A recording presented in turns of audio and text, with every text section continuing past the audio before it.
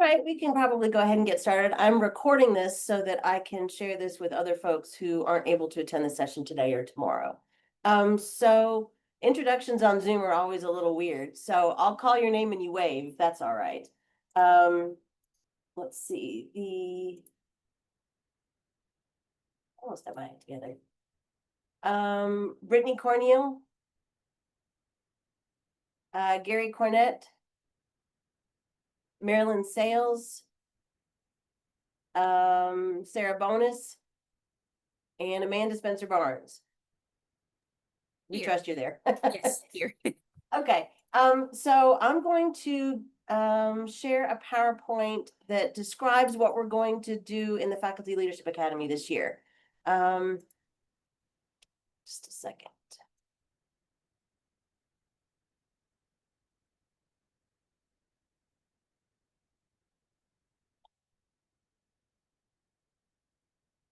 All right, can you see that slide?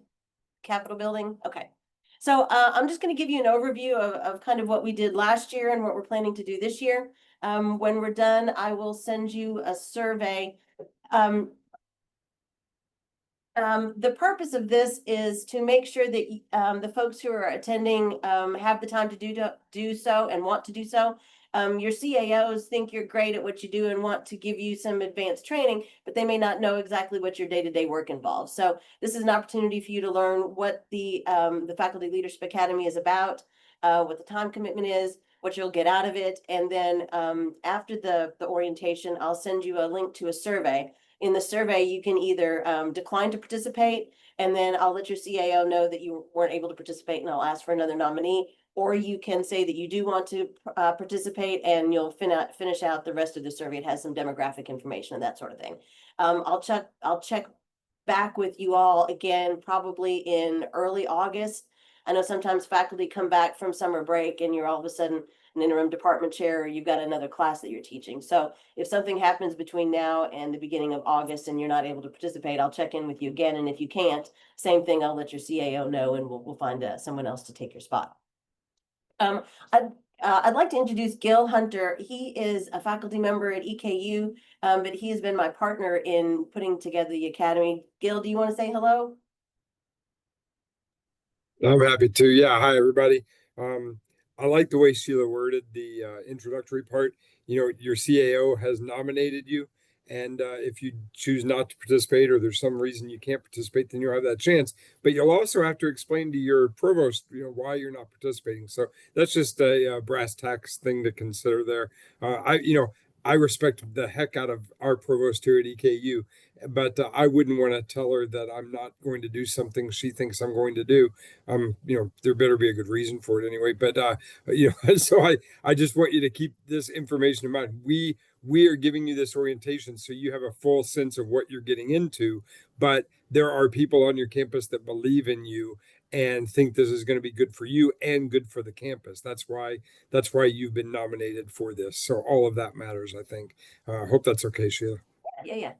I'm going to move this over a little bit so I can see everything.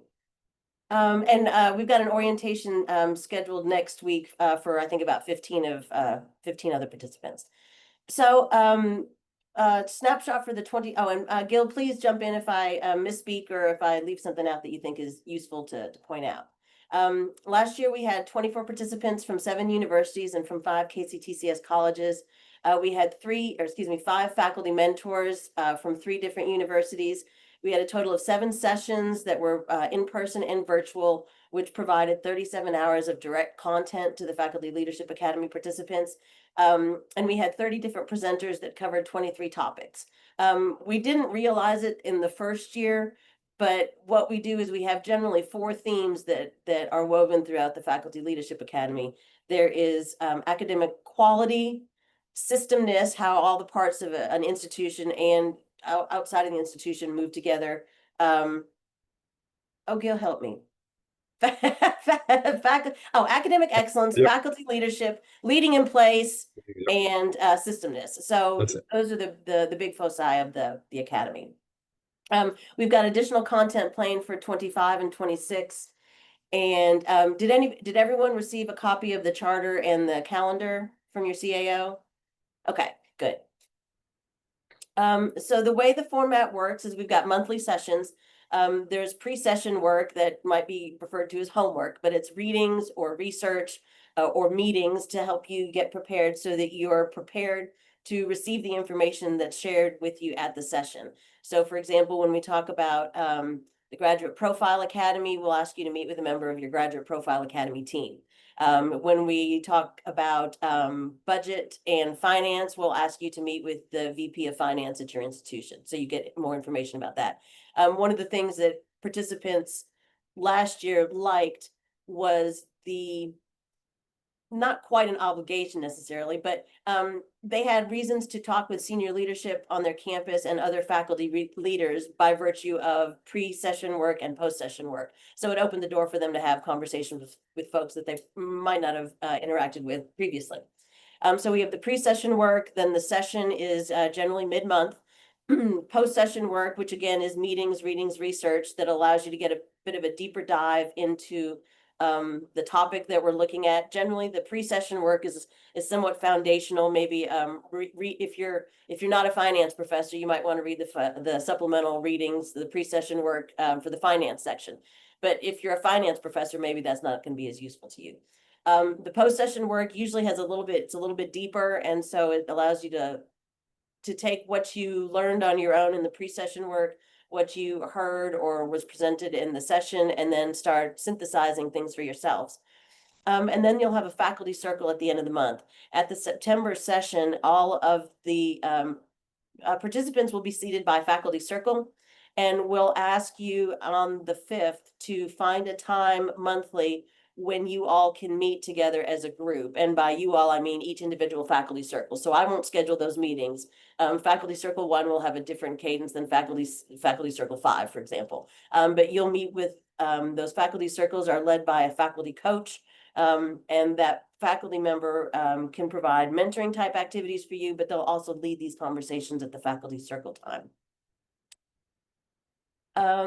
In 24-25, we got a bit of a late start, so we didn't have a September session. But October, we discussed elements of leadership. In November, we focused on managing people. January, we started to dig in more deeply in the faculty members' role in ensuring that we have academic excellence on our campuses.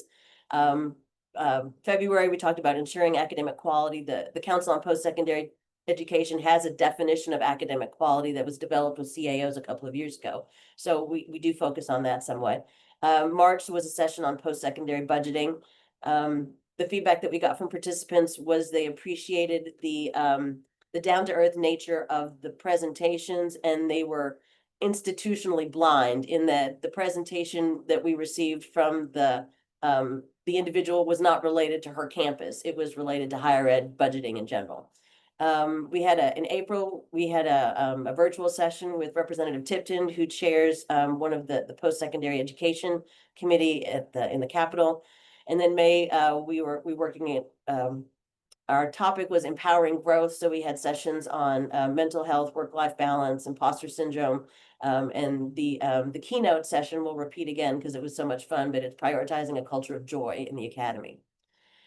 I'll just leave the slide up here for you to look at and read. These were quotes from participants that were solicited in their post academy survey. Participants have a survey to fill out after, or they're given the opportunity to fill out a survey after every session to provide feedback. And then at the end of the year, we ask you to fill out a bit more of a comprehensive survey that that will allow us to know if you changed positions, if you are, taken on new leadership responsibilities, that sort of thing. The faculty really enjoyed opportunities to have discussions with faculty from other institutions, with faculty from institutions that were quite different from theirs, and faculty from other regions and in other disciplines. So that was one thing that they very much appreciated. So in terms of what comes next, like I had said, I'll watch for an email with survey link. There's a QR code for the survey here, and I'll add this URL to the chat.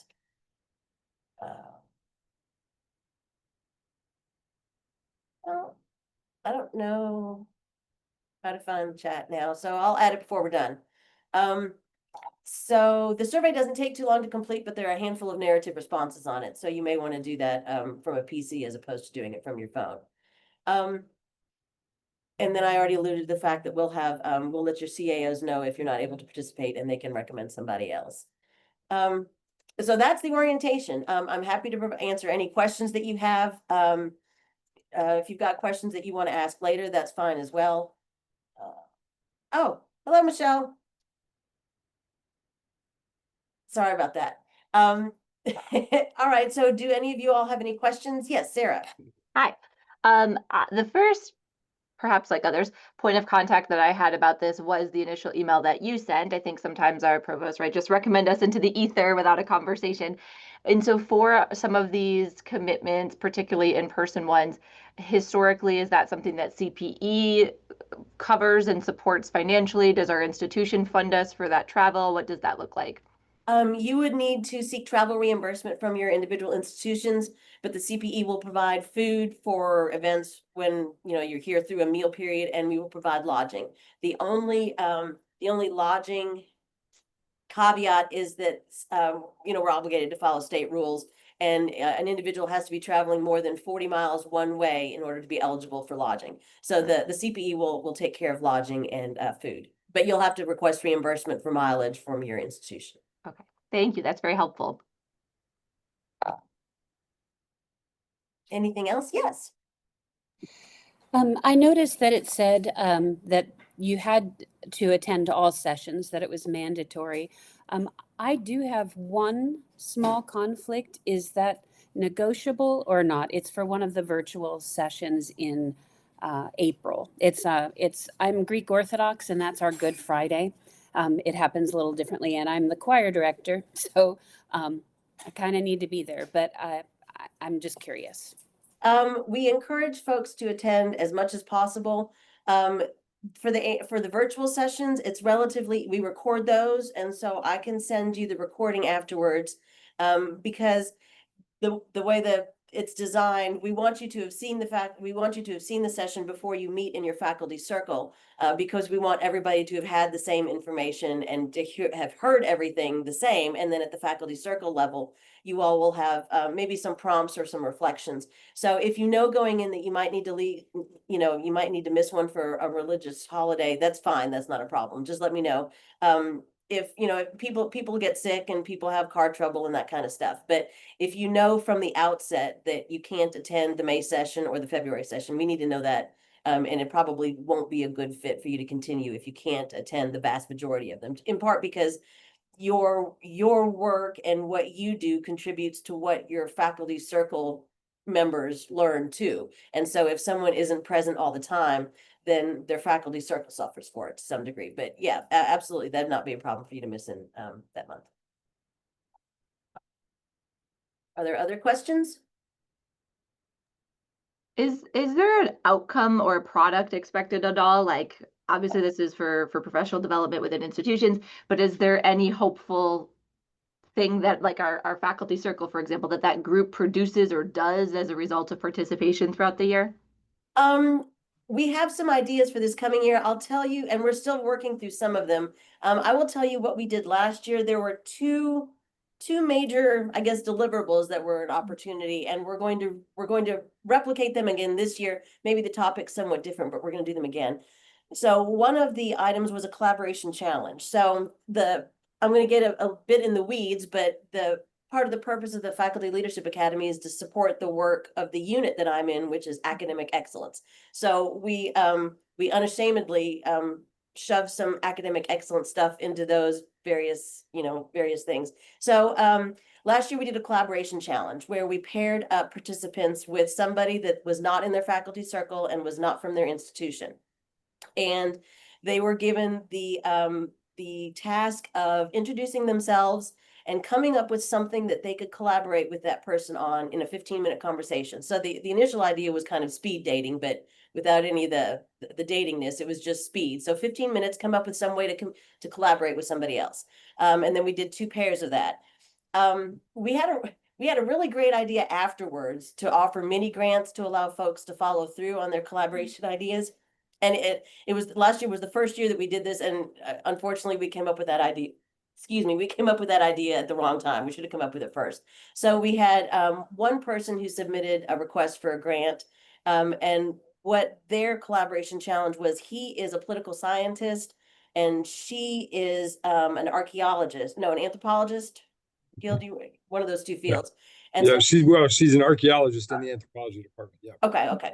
And so, so I guess I was right. So he Mhm. is going to do a lecture for her students and some other students and there are two different institutions. And he's going to do a lecture about law and policy relating to archaeological digs and things that are found underground.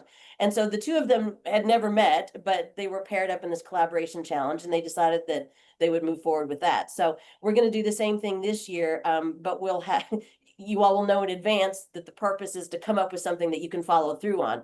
And so the collaboration, I mean, I think we're not allowed, we can't provide funding for gifts or for cash, but you know, if you want to work on some kind of project with someone, or you want to develop, you know, a shared assignment that you each offer to your students in a, you know, there's a variety of things that you can come up with. Really, the sky's the limit. So, and there's guidance that's provided about what, you know, the type of thing that we're looking for. So that's one deliverable. The other one that we had this year was one of the pre-session readings was an article from 2007 called "Where Are the Faculty Leaders?"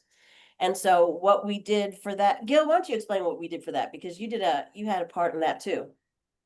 Sure. Yeah. Well, my part is ongoing because we decided that a lot's changed since 2007. Don't know how many of you were working in the academy then, but it's not the same place now. So we used that article as a pre-session reading and discussed that article some in a session that I helped lead. And then we decided as a group, I mean, it's part of the assignment, but people could volunteer to contribute to an article called "Where the Faculty Leaders Revisited." And so we are currently in drafting stage. We had 13 of the 25 participants, 24 participants from last year that claimed a section of that article. So there are a lot of people that are publishing because we already have a publisher. The Journal of Faculty Development is going to publish our article. And so there are 13 people that are going to publish in an area outside of where they normally publish. So don't know if any of you are in the sciences. Often in the sciences, you'll have an article that has many authors.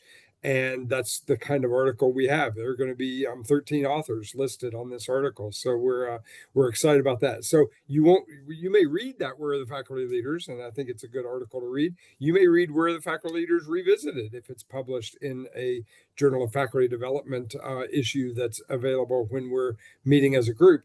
But we will find a different article and read it, and then invite people to contribute to kind of an outcome that will be a publication as well.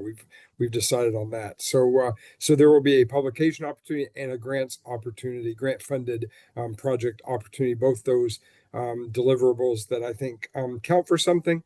And then I won't get down into the numbers on this because I'm not sure what they are, but we had at least 2 people, maybe more, that already received a promotion on their campus, in part by virtue of their participation in the Faculty Leadership Academy.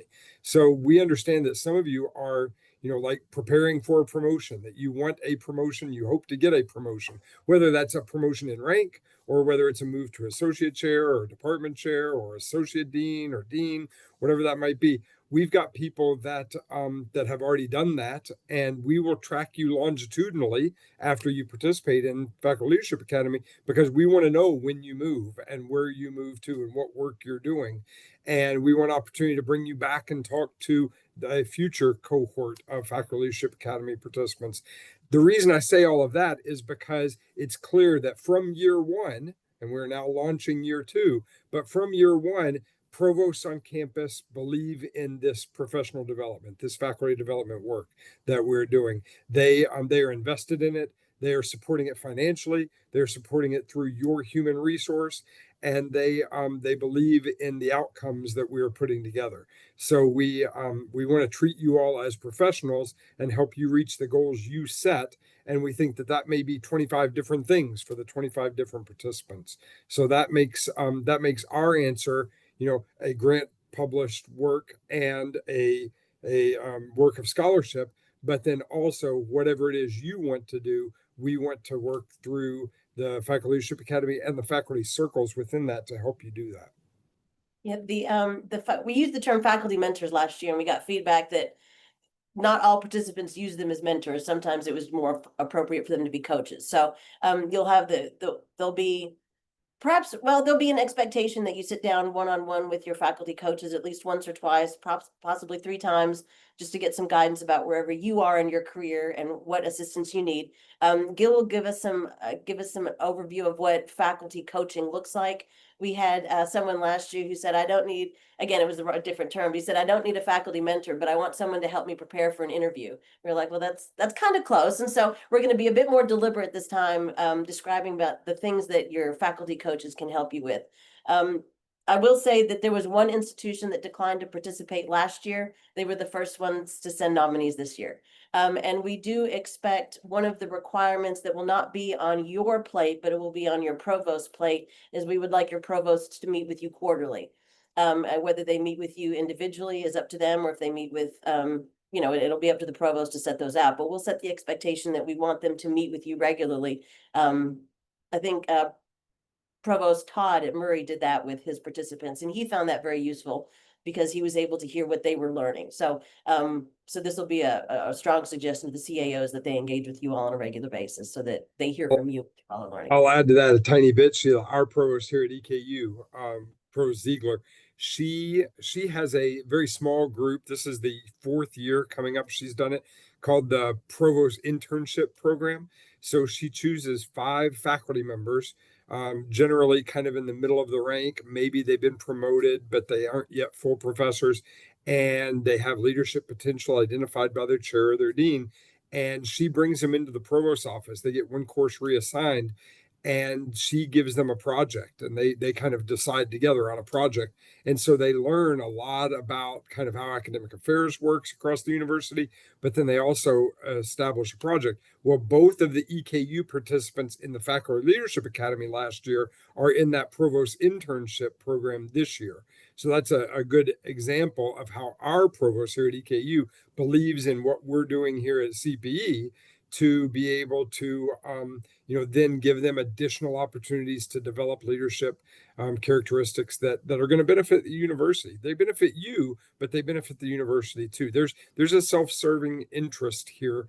Just like Sheila said, you're going to learn academic excellence because that's her area at CPE, but you're also going to learn things that your provost wants you to learn because it's going to help your institution. You all have any other questions or comments?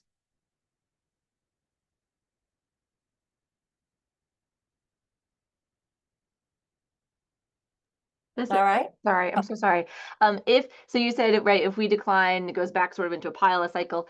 Is your ultimate goal to have all X number of spots filled per sending institution, or is it typical and expected that not every year you would have a full roster essentially? We'll shoot. The only reason we didn't have a full roster last year is someone realized after they started that they couldn't attend the May in-person session, and so she dropped out. But she's been nominated and she'll be back this year. I'm sorry, ask your question again. Like, how will that chain keep happening? Say I decline, right? My provost sends another person, they decline. Is the expectation that it will be fully participanted, or maybe not? Yeah, we're the goal is 25 participants, and if someone from KCTCS isn't able to participate, then I'll go back to KCTCS leadership and ask them for another individual, and they'll choose what institution or what college they come from. I'm not sure how that works internally. So we'll go back to the CAO for a replacement. Sounds a little cold, but for a replacement. However, when we get to early August, and if I've got 2 slots that are open, and one of the CAOs hasn't been responsive, I'll just send a note to the group, say, hey, first come, first serve, we've got 2 slots left. And last year those went pretty fast. So I don't think we'll have that issue this year. I've got 2 institutions who are trying to reach someone who's out of pocket over the summer so they can nominate them, but so I haven't even had a chance to invite them to an orientation yet, but I expect to have a full 25. Okay. Because it works out well with the numbers. Yes, Michelle. If we do fill out the survey and we're willing to participate, when can we make that known, as far as like making an announcement or putting something like that on our Vita? In other words, is it a secret until it's official, or is it official once we complete the survey? It's official once you complete the survey, but also, we'll do, at the state level, we'll have if you go to the CPE's website and go to the Faculty Leadership Academy, we've got a photo directory on there that we'll have, so we'll have some social media that will come out. The only caution I would offer is if you think there's a possibility you'll come back from summer break and you're now all of a sudden an assistant dean, or you've been given a teaching assignment, or now you're a program director for a program that was defunct previously. If something like that happens, you may decide in the early fall that it's just not something you can do. It would probably be helpful to be able to articulate that to your CAO. But you can announce that you're going to do this whenever you'd like. So that survey, the URL that's in there in that QR code, it's pretty much name and university and do you want to participate, yes or no? And if it's no, then it says thank you for submitting your survey. And if it's yes, you have a series of questions, email, address, that kind of thing. We ask you for your goals. And there's a lot of information we ask, but only some of it's shared with others. But it's clear in the survey what information is shared and what isn't. Did that answer your question? Okay. Anybody else? I'm just drawing this out because if you come up with a question in 15 seconds, I don't want to just shut the call down, so. Well, that's what I wanted to share with you all. The survey is there. If I don't get a response from you, because obviously it's an identified survey, because I want to know who you are. So if I don't get a response from you, I'll send you a nudge, but you're welcome to fill that out now if you want to spend a couple days thinking about it. But if you would, please, what did I say, Tuesday, please fill it out by Friday. All right, everyone, thank you so much for your time. I appreciate you, and I hope to see you all in September. Bye-bye. Bye.